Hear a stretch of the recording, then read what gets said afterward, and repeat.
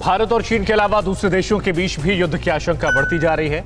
समंदर में बड़े युद्ध की तैयारियां शुरू हो गई हैं और इसमें एक साथ 4 देश हिस्सा ले रहे हैं। वैश्विक युद्ध की आशंकाओं से जुड़ी 9 बड़ी खबरों पर एक नजर डालते हैं टॉप 9 वर्ल्ड वॉर में। पैसिफिक वैनगार्ड में युद्ध किया है। अमेरिका के साथ ऑस्ट्रेलिया, जापान और कोरिया की नौसेना ने महायुद्ध अभ्यास किया। गुहाम के तट पर करीब 4 देशों के 1500 सैनिक एक साथ वॉर ड्रिल का हिस्सा बने। चारों देशों की नौसेना ने surface warfare, live fire exercise और एंटी सबमरीन वॉरफेयर की तैयारी की।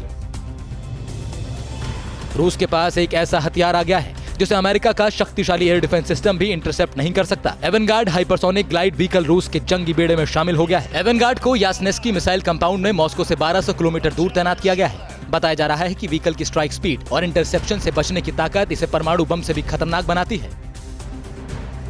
बोहाई सागर में चीन की खास तैयारी का खुलासा हुआ है। नेवल एविएशन यूनिवर्सिटी ने एक वीडियो जारी किया है जिसमें युवा ट्रेनी मिलिट्री विमान के जरिए हजारों फीट की ऊंचाई से छलांग लगाते दिख रहे हैं। ये सभी पैराशूट के जरिए सीधे समंदर में उतरे। चीन इसे सामान्य ट्रेनिंग बता रहा है, लेकिन जानकारी से युद्ध की तैयारी बता रहे हैं।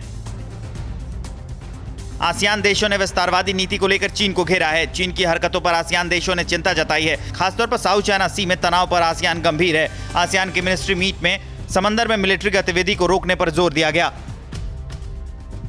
चीन और अमेरिका के बीच बढ़ते तनाव से रूस की चिंता बढ़ गई है। रूस के जानकारों का मानना है कि अमेरिका के पास चीन और रूस से एक साथ लड़ाई जारी रखने की ताकत मौजूद है। हालांकि जानकारों का यह भी मानना है कि अमेरिका की साजिश चीन और रूस के बीच तनाव बढ़ाने की है।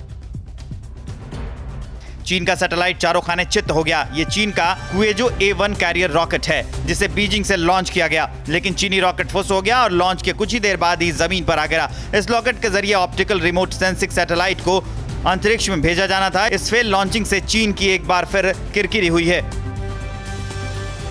सऊदी अरब फाइटर जेट्स ने यमन में हाउती के ठिकानों पर हमला किया। साना के अल दुलेमी एयरबेस पर हुए हमले में हाउती के 4 ड्रोन भी नष्ट कर दिए गए। रिपोर्ट्स के मुताबिक हमले में हाउती के बारूदी ठिकानों और हथियारों के जखीरे भी बर्बाद हो गए हैं। हाल ही में हाउती ने सऊदी अरब के सैन्य ठिकानों पर ड्रोन से हमला किया था। भूमध्य सागर में तुर्की के साथ बढ़ते तनाव के बीच ग्रीस ने अपनी सुरक्षा घेरेबंदी मजबूत करने के लिए बड़ी तैयारी की है। इसके लिए ग्रीस को साथ देने के लिए फ्रांस सामने आया है। तुर्की के मॉडिफाइड F-16 फाइटर जेट के सामने ग्रीस का राफेल होगा। ग्रीस फ्रांस से 18 नए राफेल एयरक्राफ्ट और 4 फ्रिगेट खरीदेगा। ब्रिटेन में मानव रहित रोबोटिक शिप तैयार किया गया है जिसका इस्तेमाल समुद्र के रहस्यों को ढूंढ निकालने के लिए किया जाएगा। आर्टिफिशियल इंटेलिजेंस से लैस मानव रहित शिप ऐसे इलाके में जा सकता है जहां आमतौर पर दूसरे शिप नहीं पहुंच सकते। इस शिप को मैफ्लावर नाम दिया गया है जिसका इस्तेमाल सैन्य कार्यों के लिए भी हो सकता है।